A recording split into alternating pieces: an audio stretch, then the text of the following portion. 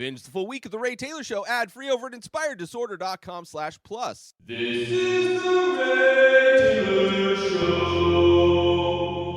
Fresh is a horror movie that's on Hulu currently. I think it's a Hulu original, actually. A movie that I had seen the poster for multiple times. Must have been released a few months ago. Decided to check it out. Not a whole lot of movies out right now. Available streaming-wise that really piqued my fancy. So I decided to check out Fresh. And I enjoy horror movies. It's been a while since October, which is like the best month for horror, I would say. So I decided to check it out. And this movie, I don't know if I could say it was good. I definitely enjoyed aspects of the movie. But there are parts of this movie that really take me out of what's going on, that make me really not like this movie. The first 20 minutes of this film, every scene in the first 20 minutes, somebody is eating. There is eating going on in literally every scene for the first 20 minutes of this movie. And then towards the end of this movie, the audio is like makes such a point to like focus on the sounds of chewing, the sounds of meat being processed.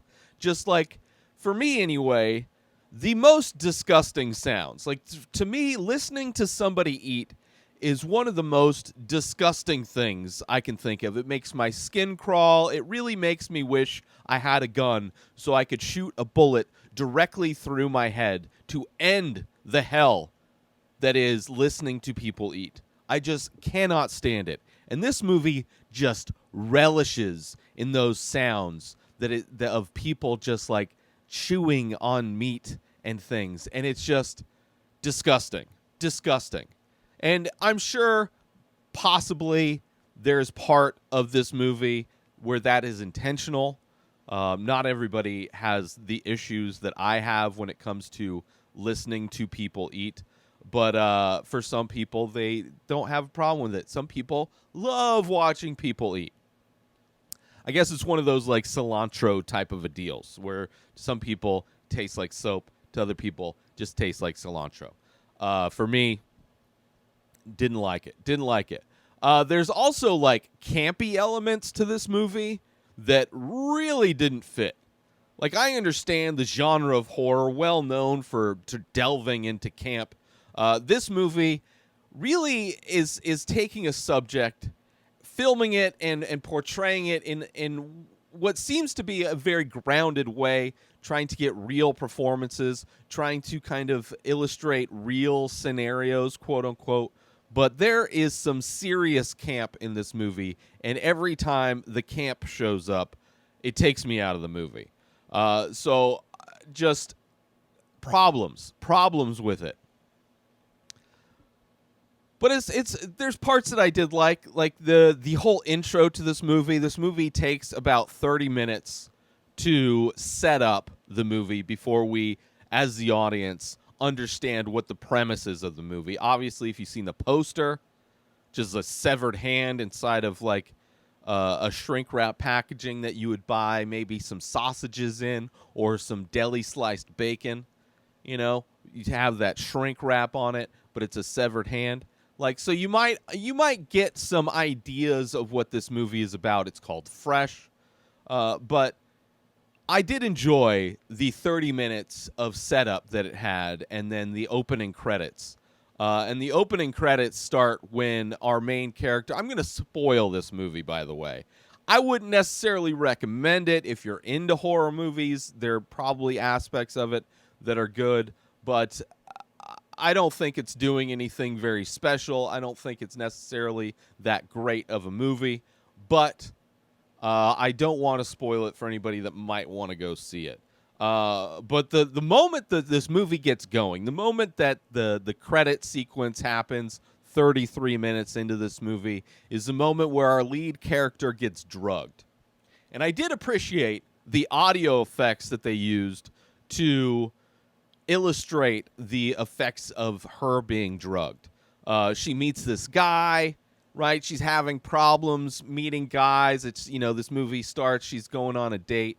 One of the many scenes in the beginning of this movie where they're eating, and it doesn't go well. The dude's a complete asshole, whatever.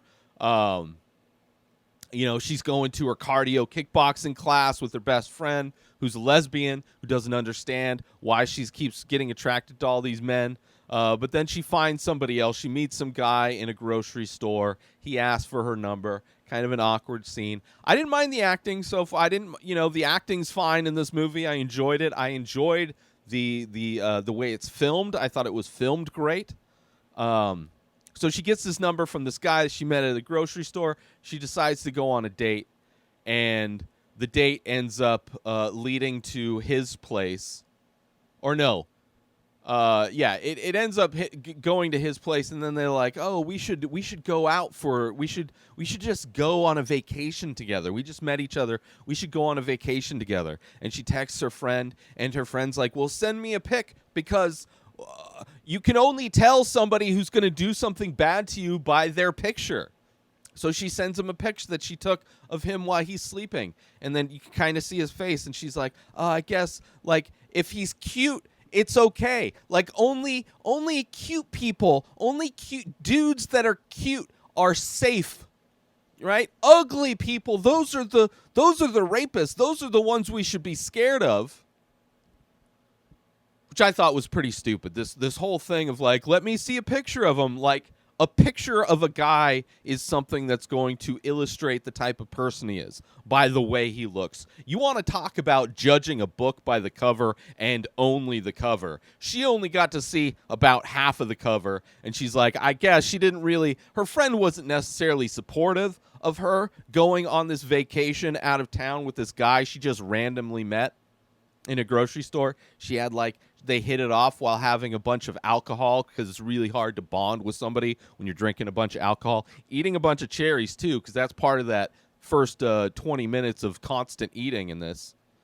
It was constant eating until the sex scene, which technically started with him saying he wanted to eat her, which is kind of a double entendre, right? He wants to have oral sex with her. But then also, when you find out what the premise of this movie is, that he's basically running a HelloFresh, title of the movie, a HelloFresh type of business to cannibals, where he drugs women and then chops them up and sends their meat off into nice freeze-packed packages to the people that are rich enough to afford the bodies of these people, and then as an additional thing, throws in a little knickknacks, a little bio of the people that they're going to eat. Right? The premise is interesting. It's an interesting premise. Probably something that I would not be surprised if it actually existed.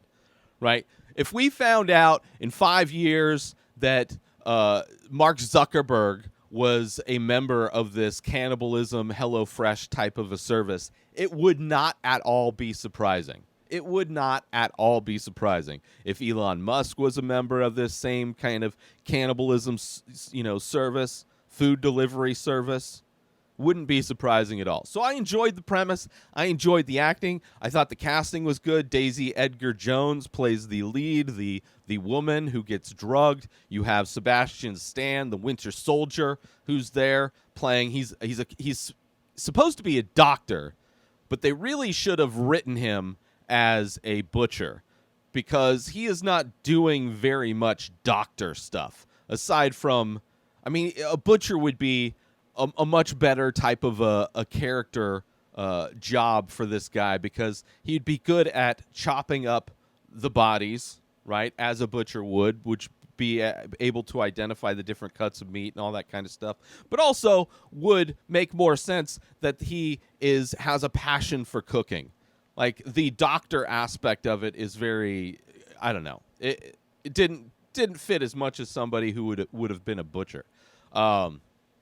But I did appreciate the moment where she gets drugged. It's got that it's almost like you're listening through a fan. It's got that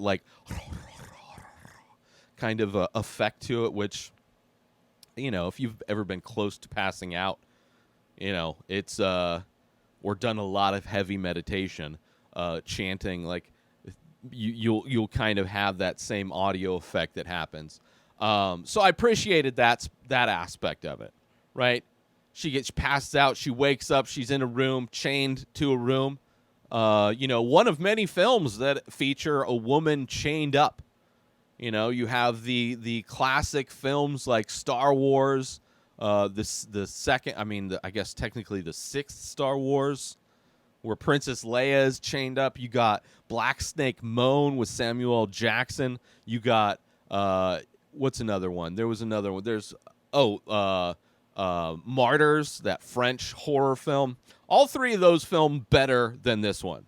Better than this film. And now a quick word from our sponsor. Now you can wear The Many Faces, original art by Ray Taylor. Select pieces from the ongoing series of abstract ink paintings. All products made with high-quality materials, made right here in the USA. Go to inspireddisorder.com/TMF merch to browse the entire collection and save yourself an extra 10% when you check out by using coupon code RTSTMF.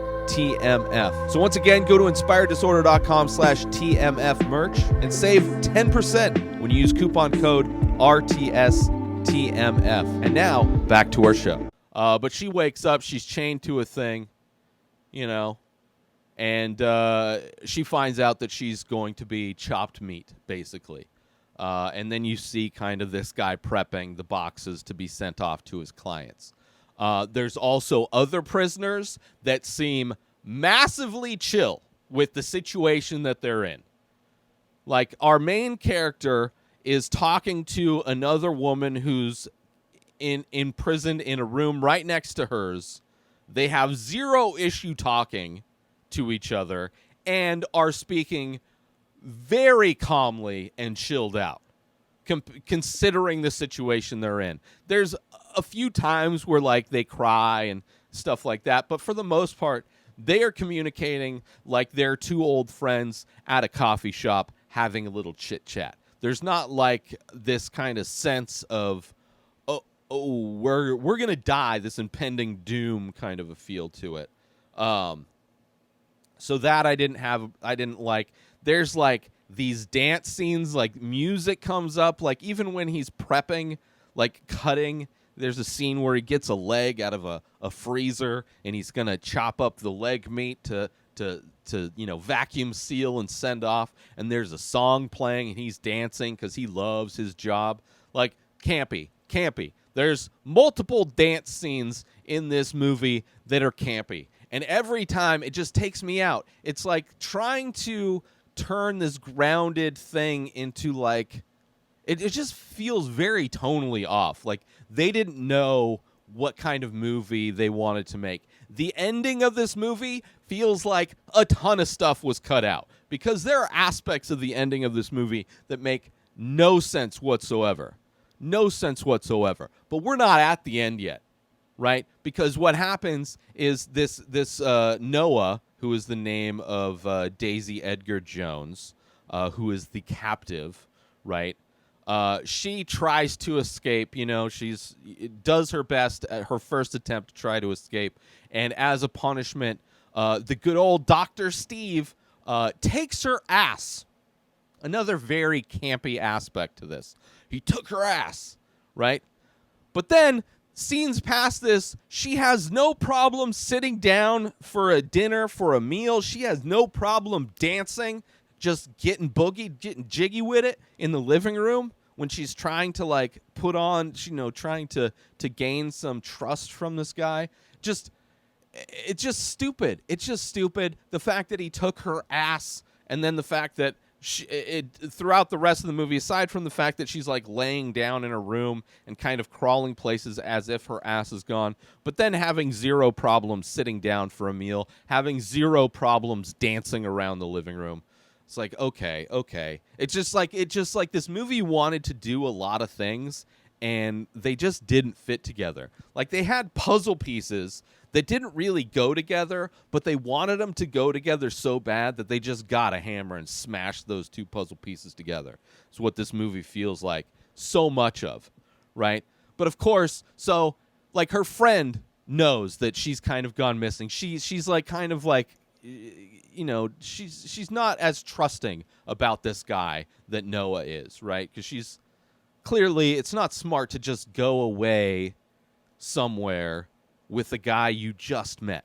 Like, you just met, nobody knows, you neither of them know each other, you don't have any like connection to anybody. Where they go, there's no cell phone service, whatever. So she's like, her friend is like, she's concerned, and she knows something's up. So she's trying to do her investigating. She goes to the bar where they met because she knows the bartender, but he doesn't want to give her information. Later on, he gives her some information. She does a check, like Noah supposedly sent her this picture of a waterfall that's supposed to be where they're hanging out at this place, and then she does a reverse image search and finds it's just a generic photo that's used in a brochure for like this area. So she knows that's bullshit. So she knows some things are bullshit. She finds a Facebook page. She goes to, like, somehow finds the house, because she finds the Facebook page of this guy who has a family. He's married. He has kids. They took all of these pictures of this house that they bought, which is,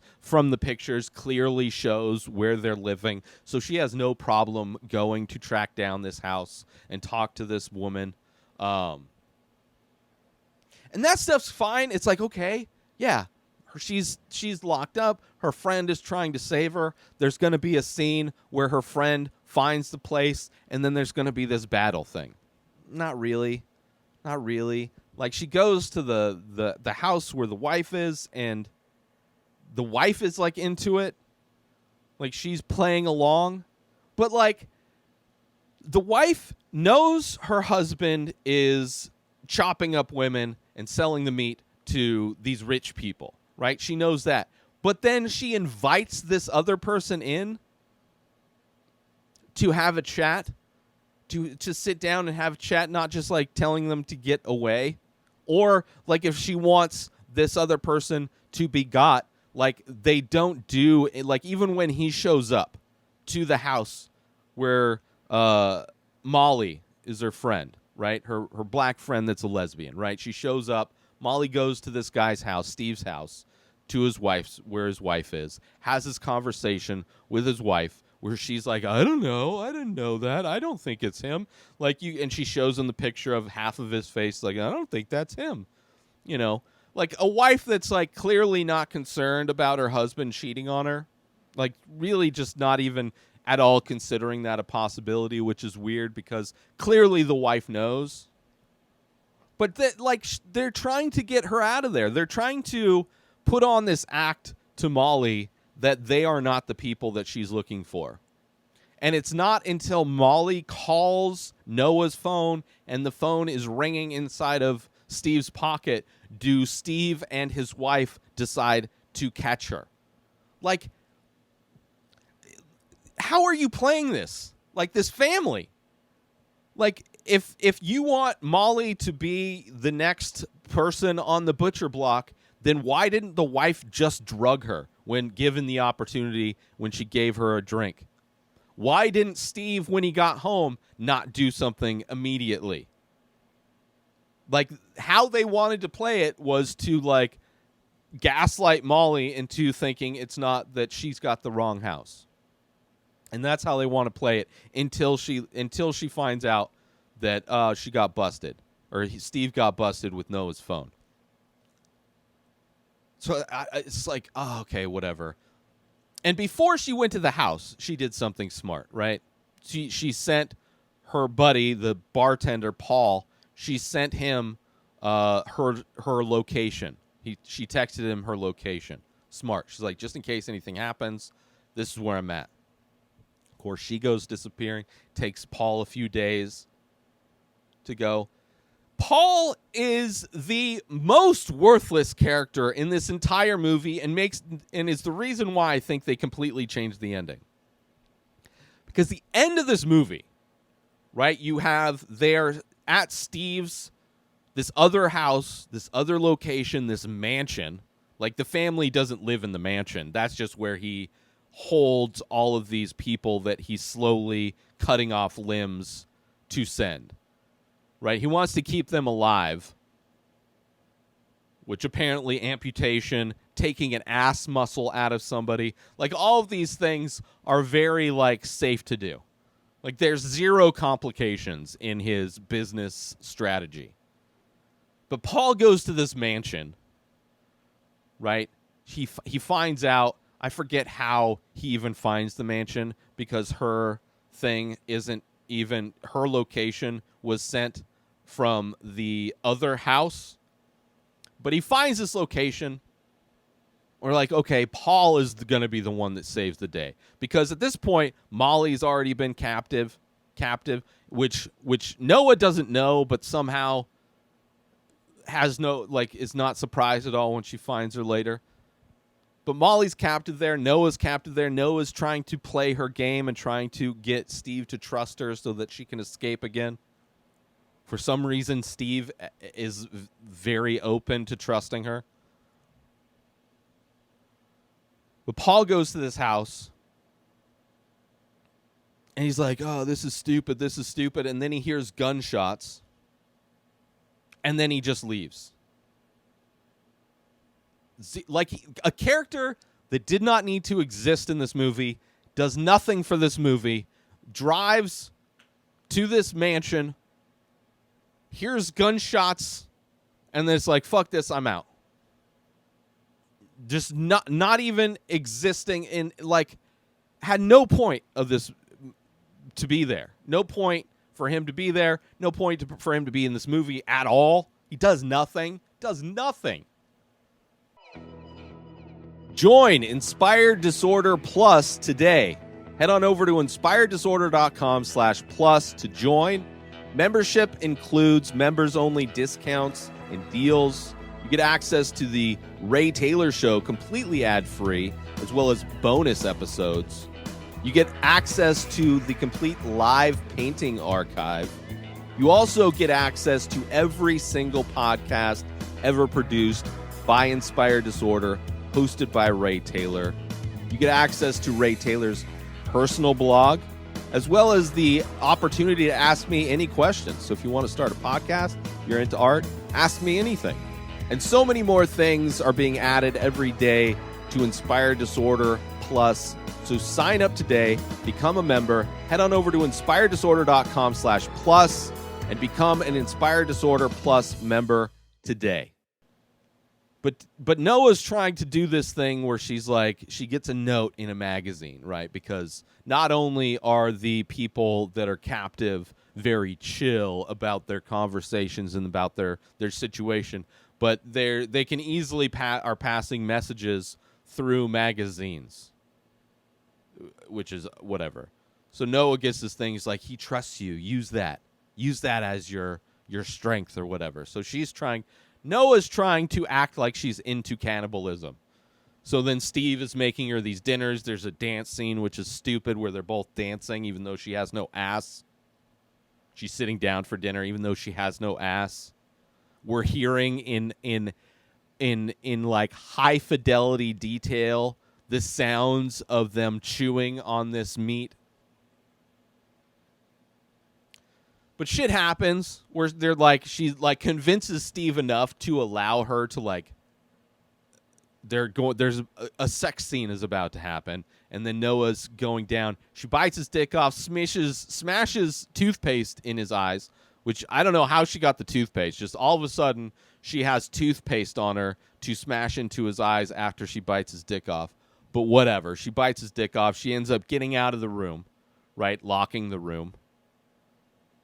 She somehow knows exactly where her friend is, even though at no point in this movie did it show she was even aware that her friend Molly was there. But she goes into one room, and Molly's there, and she's not at all surprised. It's like, hey, Molly, what's up? And then they go into the other room to Penny, who she's been having these conversations with, who's lost her calf, one of her legs, you know, has been amputated. And it's like they start to get out, and of course Steve breaks free, and there's this fight scene in the kitchen. And Steve ends up getting knocked out or whatever. They just walk away. They're just like, oh, that's enough. That's enough. He's asleep. That's good enough. Let's just go. Meanwhile, like scenes before that, they spent detail of Noah like surveying the area when she's being invited to go have dinner. It's like, oh, there's the living room. There's the kitchen.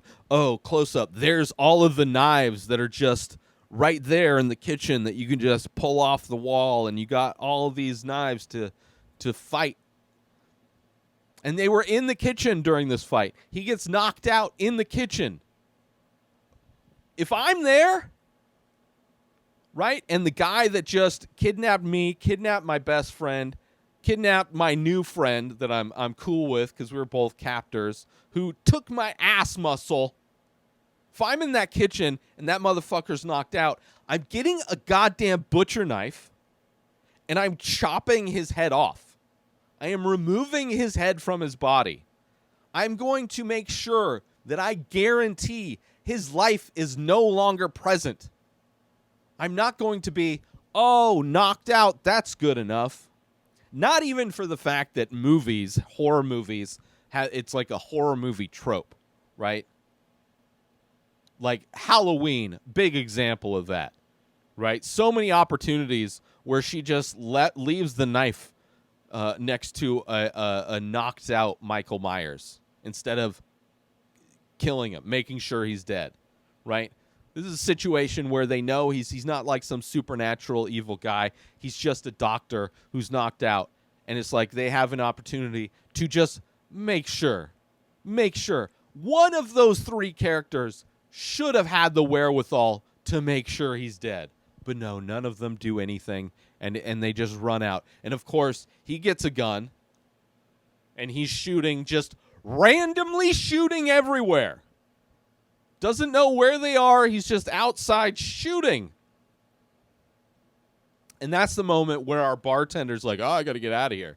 Who does nothing. The most worthless character in this whole movie.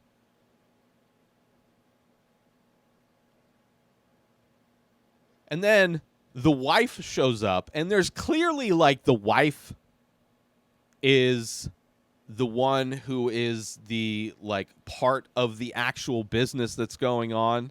Like that's what it seems like, because she is very calm about this whole thing. She's there with some other person that's just some random person that shows up that's like helping her, where she's at this mansion and she's seeing all the destruction that's happened from their fighting and from this stuff. And they see like Steve finally gets killed, right? There's another fight scene outside in the woods and he finally gets killed. And then she pretends to be all broken up about it so she can try and kill Noah again. It's just like the wife character feels like there was more to it. The whole Paul thing, bartender thing, seems like there should have been more to his story, because it makes no sense why he's in this movie at all. And it's just, I don't know. There's like the end of this movie, the very, very end of this movie, is like they're all alive in the woods, but they still have no, like they still need help. And the movie ends with one of the phones, like there's a scene where Noah sees all of the different phones from all the women that have been captured, right? And they're in this like cubby hole behind a painting or whatever.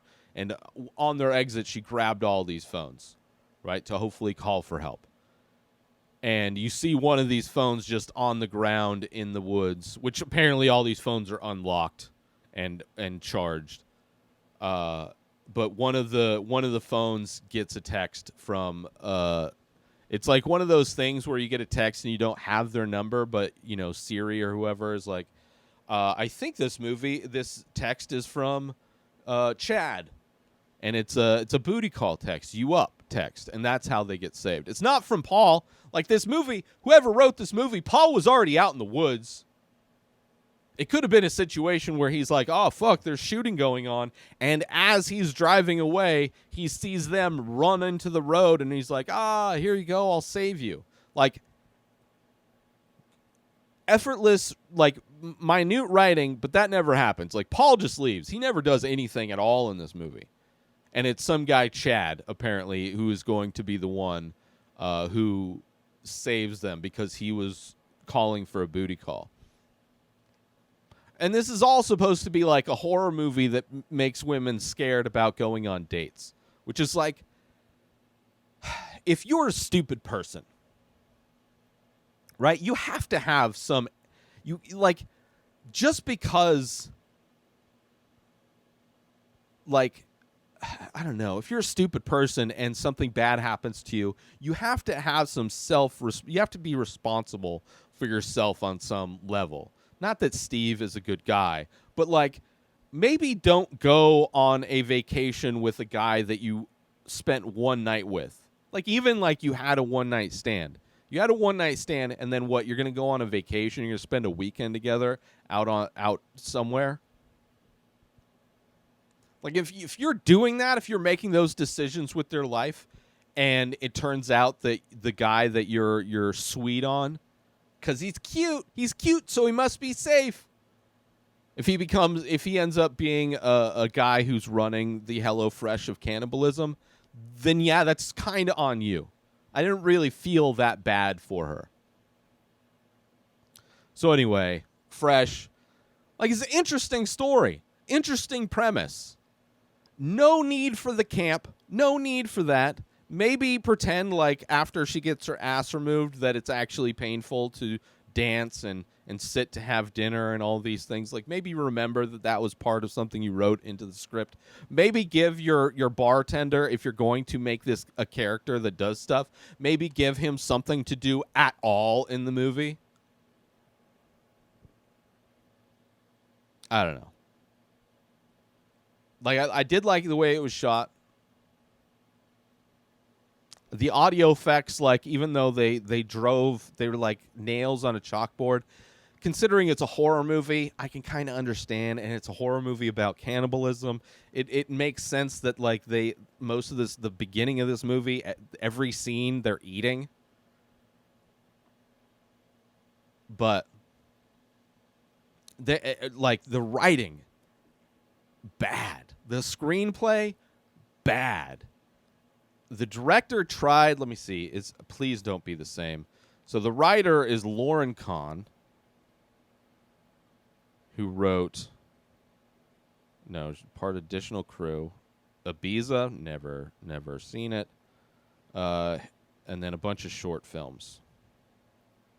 So Ibiza was the first movie, Fresh. And then looks like some more short films she's doing. And then Mimi Cave was the director, who also did, I guess this is the directorial debut, mostly a lot of music videos. So, I don't know. I mean, as a directing, I thought it was good. From a writing standpoint, bad. So anyway, it's on Hulu. It's an original. I should have known better. Not the most quality content gets put on Hulu. At least original stuff. So if you're looking to check it out, if maybe some of that stuff is interesting, maybe you want to watch it to prove me wrong, go check out Fresh on Hulu. I would not say it's fresh. I would say if this was a Rotten Tomato meter, this would be rotten. There's aspects that are good. That's the thing. It's like, I can understand a movie that's like making big swings and failing, and that's why it's not good. This is just like, fundamentally, there are issues with this movie. And it makes me sad because there's aspects of it that I really did enjoy. So anyway, Fresh, it's on Hulu. I wouldn't watch it. New episodes of The Ray Taylor Show come out every single day. Subscribe on YouTube and everywhere our podcasts are found. Binge the full week over at inspireddisorder.com/plus. Buy Ray Taylor Show merch over at inspireddisorder.com. And follow the show on Instagram at Ray Taylor Show. Have a wonderful day, everybody. Peace out. Today is the day where you wake up and you realize that everything that you've been dreaming about, everything that you've been wanting, every goal and wish and hope that you've ever had can become real. Dreams can come true. What you manifest in your mind, you can bring to reality.